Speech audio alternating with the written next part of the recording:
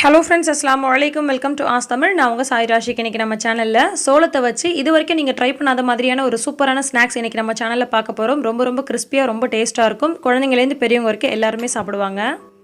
இந்த கிறிஸ்பியான ஸ்நாக்ஸை எப்படி செய்கிறதுன்னு பார்க்கலாம் வாங்க. இதுக்கு நான் வந்து சோளம் எடுத்திருக்கேன். சோளம் வந்து ஸ்வீட் கார்ன் கிடையாதுங்க. அங்கங்கே இப்போ வந்து கூறாக விற்றுட்ருப்பாங்க இல்லையா, அந்த மாதிரியான சோளம் தான் இது. வேகிறதுக்கு கொஞ்சம் டைம் எடுக்கும். அந்த மாதிரி சோளம் இது. இதோட எட்ஜஸை வந்து கட் பண்ணிவிட்டு இந்த தோலெல்லாம் வந்து நம்ம நல்லா உரித்து எடுத்துடலாம். இப்போ நம்ம செய்ய போகிற இந்த ரெசிபியை நீங்கள் ஸ்வீட் கார்ன்லேயும் ட்ரை பண்ணலாம், இதுலேயும் ட்ரை பண்ணலாம். ஸோ எந்த சோளமாக இருந்தாலும் பிரச்சனை இல்லைங்க. நார்மலாக நம்ம சோளம் வாங்கணும்னு சொன்னால் உப்பு போட்டு அவிச்சு கொடுப்போம். அப்படி இல்லைனா டேரெக்டாக வந்து அனலில் காமிச்சு நம்ம சுட்டு எடுத்து கொடுப்போம்.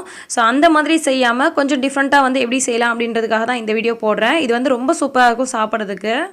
இந்த ரெசிபி நம்ம டூத்பிக் பயன்படுத்தி செய்ய போகிறோம். ஸோ இந்த மாதிரி வந்து சின்ன பீஸாவை நான் வந்து கட் பண்ணி எடுத்திருக்கேன். கட் பண்ணி எடுத்துகிட்டு இந்த மாதிரி ஒரே ஒரு ரோ மட்டும் லைட்டாக வந்து கத்தியால் நெம்பி விட்டு இதை நம்ம எடுத்துடலாம். அல்லது கையால் லைட்டாக அழுத்தம் கொடுத்துட்டு அந்த ஒரு ரோ மட்டும் நீங்கள் எடுத்துக்கோங்க. அதுக்கப்புறம் எடுக்கிறது ரொம்ப ஈஸி தான். இந்த மாதிரி ஒரு டூத்பிக் எடுத்துகிட்டு இப்போ நம்ம அந்த சோளம் முறிச்சிட்டோம் இல்லையா, அதுக்கு பக்கத்தில் இருக்கக்கூடியதில் ஒரு ரோ வந்து ஃபுல்லாகவே பார்த்திங்கன்னா இந்த மாதிரி நம்ம விட்டுக்கலாம். மேலேயும் கீழேயும் மட்டும் கொஞ்சமாக வந்து டூத்பிக் கொஞ்சமாக தெரியும், அவ்வளோதாங்க. இப்போ நம்ம இதை வந்து லைட்டாக கைகளெல்லாம் அழுத்தம் கொடுத்து சைடில் எடுத்தோம் அப்படின்னு சொன்னால் ரொம்ப ஈஸியாக வந்துடும். பாருங்கள், நான் எடுத்து காமிக்கிறேன். இந்த மாதிரி வந்து விரலை வச்சு லைட்டாக அழுத்தம் கொடுத்தோம் அப்படின்னாலே நமக்கு ஈஸியாக வந்து எடுத்துகிட்டு வந்துடும். இதே மாதிரியே நம்ம 1 by 1 எடுக்க வேண்டியதாங்க. ரொம்ப ஈஸியான வேலை தான்.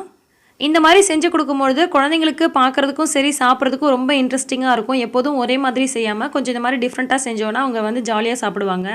ஸோ இந்த மாதிரி 1 by 1 எல்லாத்தையுமே நம்ம டூத்பிக் வச்சுட்டு நம்ம இந்த மாதிரி லைட்டாக வந்து அழுத்தம் கொடுத்து எடுத்துட்டோம் அப்படின்னு சொன்னால் ரொம்ப ஈஸியாக வந்துடும். டூத்பிக் விடுறதுக்கு மட்டும் ஃபஸ்ட்டு கொஞ்சம் கஷ்டமாக இருக்க மாதிரி இருக்கும். அப்புறம் வந்து உள்ளே போயிடுச்சுன்னா கரெக்டாகிடும். பாருங்கள், இந்த மாதிரி நம்ம 1 by 1 எல்லா டூத்பிக்ஸையும் வச்சு நம்ம இதை ரெடி பண்ணிக்கலாம். எந்த அளவுக்கு உங்களுக்கு தேவையோ அந்த அளவுக்கு நீங்கள் டூத்பிக்ஸை வந்து பயன்படுத்தி இதை நீங்கள் ரெடி பண்ணி வச்சுக்கோங்க. உங்ககிட்ட டூத்பிக் இல்லை அப்படின்னு சொன்னால் அதை நீங்கள் முத்த அப்படியே கூட எடுத்து போட்டு செஞ்சுக்கலாம். அப்படி இல்லை அப்படின்னா டூத்பிக்கு பதிலாக தென்னங்குச்சி இருக்குதுங்களா, அது வந்து ஃப்ரெஷ்ஷாக யூஸ் பண்ணாமல் இருக்கிறத வந்து நம்ம பயன்படுத்திக்கலாம். இப்போ வந்து எல்லாத்தையுமே நான் இந்த மாதிரி ரெடி பண்ணி வச்சுட்டேன். பாருங்கள், நான் இப்போ உங்களுக்கு கொஞ்சம் மட்டும் செஞ்சு காமிக்கிறேன். இந்த மாதிரி வந்து டூத்பிக்ஸை வந்து பயன்படுத்தி நம்ம எல்லாத்தையுமே வந்து ரெடி பண்ணி வச்சுட்டோம். பார்க்குறதுக்கே வந்து டிஃப்ரெண்ட்டாக ரொம்ப அழகாக இருக்கும். குழந்தைங்க வந்து இந்த மாதிரி டிஃப்ரெண்ட்டாக செஞ்சு கொடுக்குறதுனால அவங்க விரும்பி சாப்பிடவும் செய்வாங்க. இதில் 1 டேபிள் ஸ்பூன் அளவுக்கு கார்ன்ஃப்ளவர் சேர்த்துக்கிறேன். சோள மாவுன்னு சொல்லுவோம் இல்லையா, அதுதான் வந்து சேர்த்துருக்கேன். தேவையான அளவுக்கு உப்பு சேர்த்து இது வந்து நல்லா வந்து பெரட்டி விட்டு எடுத்துடலாம். இந்த மாதிரி அப்படியே அடியிலேருந்து குலுக்குங்க. கை வச்சு பண்ணலனா கூட அடியிலேருந்து இந்த மாதிரி குலுக்குனீங்க அப்படின்னு சொன்னாலே எல்லாத்துலேயுமே கலந்துரும். ஸோ சோளமாவும் உப்பும் வந்து நல்லா கலக்கிற மாதிரி பெரட்டி விட்டாச்சு. இப்போ நம்ம வந்து லைட்டாக வந்து தண்ணி தெளித்து விட்டு இது ஒரு முறை நல்லா வந்து கலந்து விட்டுறலாம். இது எதுக்காக அப்படின்னு சொன்னால் அதில் உப்பு நல்லா ஏறி இருக்கும். அதே சமயத்தில் நல்லா வந்து கிறிஸ்பினஸாக இருக்கும் இதை நம்ம பொரிக்கும் பொழுது.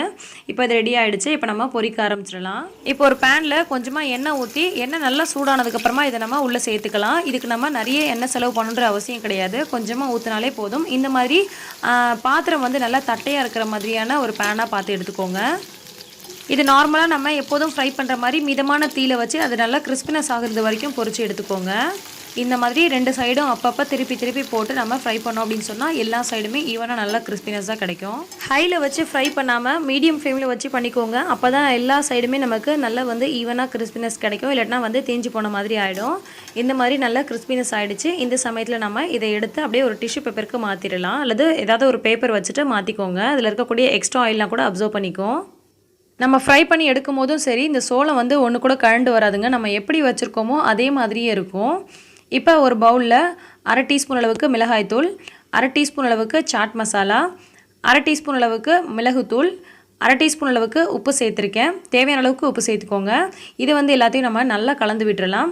இதில் நம்ம ஃப்ரை பண்ணுறதுக்கு முன்னாடியே காரம் எதுவும் சேர்க்கல இல்லையா, இந்த மசாலாவை அப்படியே அது மேலே நல்லா வந்து தூவி விட்டுட்டு சாப்பிட்டோம் அப்படின்னு சொன்னால் சூப்பராக இருக்குங்க.